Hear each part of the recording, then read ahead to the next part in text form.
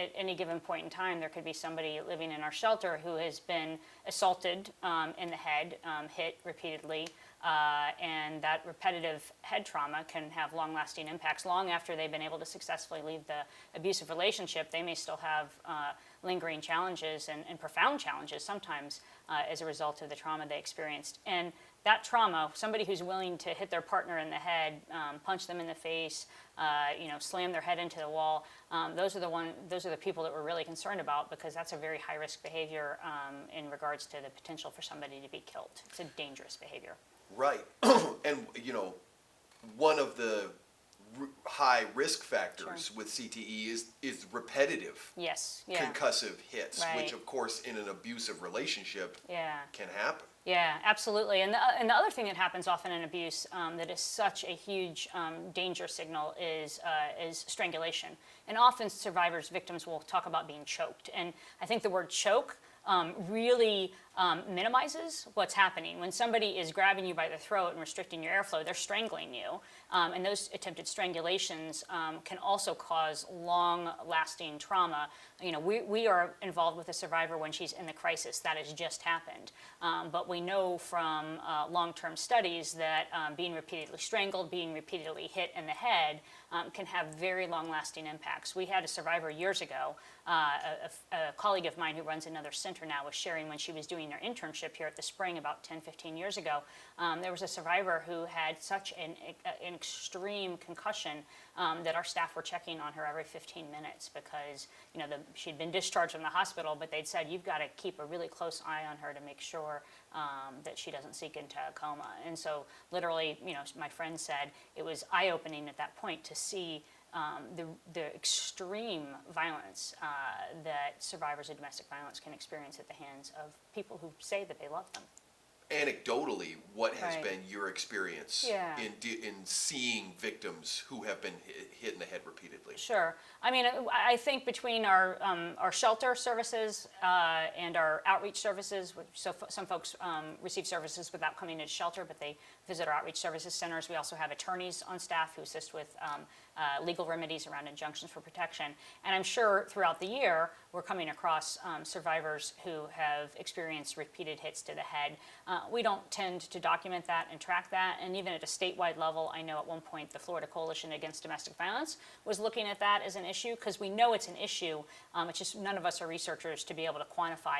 And when a survivor comes in, that may be just a piece of the abuse she's experienced. So, she may have been hit in the head, she may have been strangled, she may have been raped, she may also have been financially and economically, controlled. She may have been repeatedly told she was worthless. There's a lot of abuse going on all at once. And so teasing out that one piece at the time of the crisis is really hard to do, because frankly, I think a lot of survivors are at that point really just concerned about how do I get out of this unsafe relationship and how do I move myself into a safe location and get on with my life.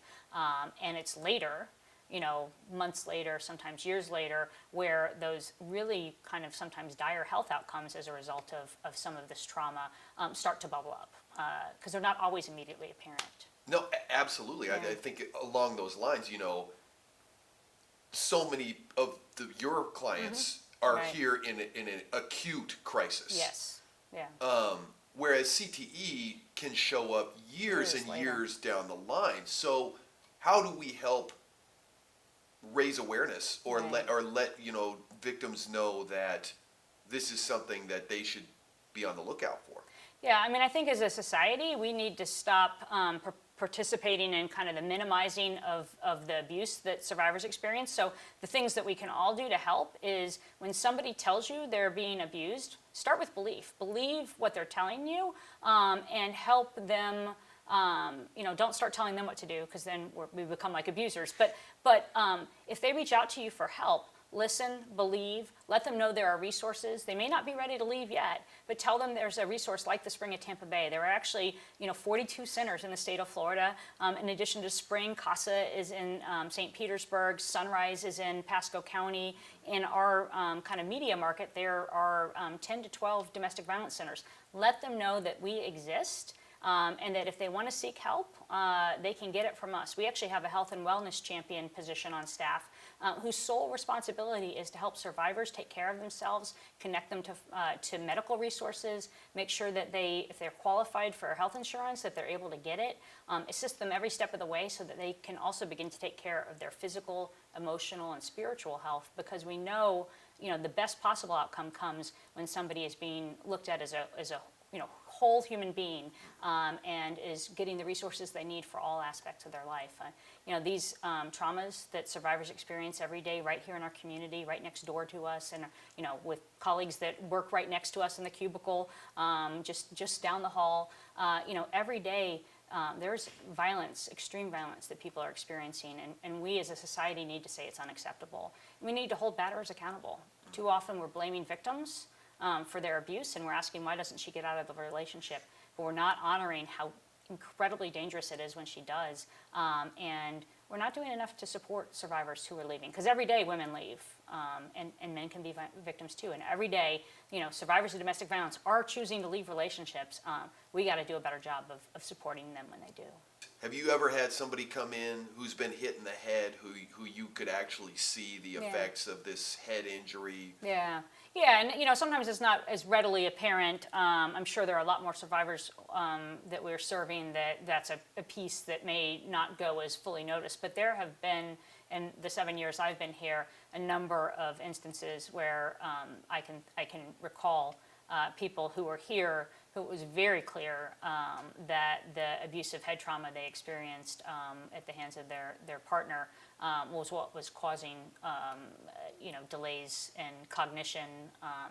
We had a survivor once who was with another family member who was old enough to be able to say very clearly, this is not, the person you're seeing today is not the person my mother once was, because of the trauma that she had experienced. So, and that's just heartbreaking, because we can help her get out of that abusive relationship, but what happened to her in that relationship is going to stay with her forever.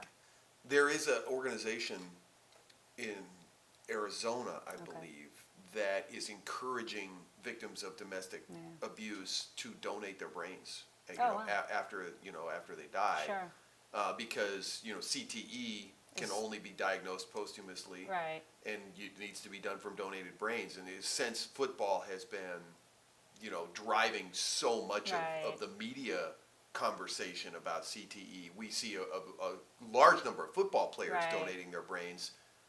How important is it that survivors of domestic abuse start to contribute to that scientific base and donate their brains? Yeah, I certainly think a survivor who wants to do that, that's such a personal decision, but I definitely think a survivor who wants to do that is helpful, because to your point, researchers can't definitively diagnose it unless they're able to dissect the brain and see what's going on.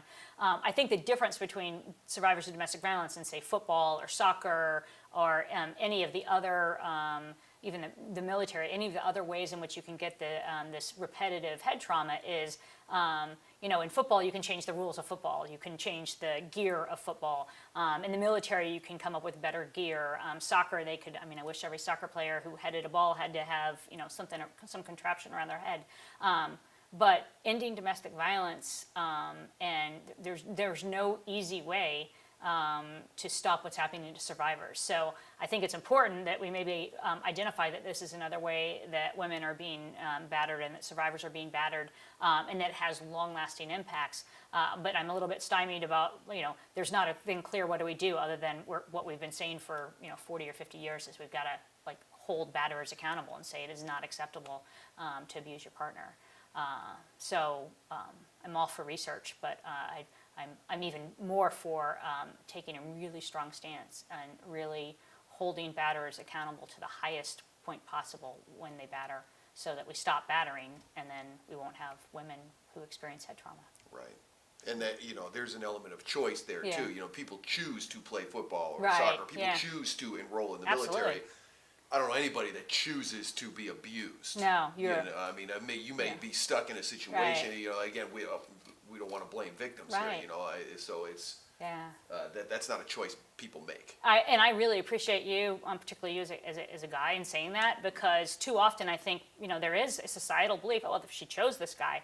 And, it's such a flawed belief because, we all make bad choices in dating partners, but, nobody voluntarily says, I'm going to start dating this guy and just let him, or gal, because women can also be abusers. Sure. But, I'm not going to willingly be beaten up in a relationship. It happens slowly and over time, and people who batter are really good at breaking down defenses and kind of building their partner up, and then all of a sudden, out of nowhere, a year or 6 months into the relationship, the battering starts, and sometimes at that point the survivor's entrapped. They have kids in common, they've decided to downsize, they've moved in together, they've decided to only use one car, she's stopped working because he's like, I'll take care of you, you take care of the home, and she's isolated, and now there's no resources and there's no way out. So it is 100% you're right in saying this is not a choice anyone voluntarily makes, and getting out is really, really hard to do.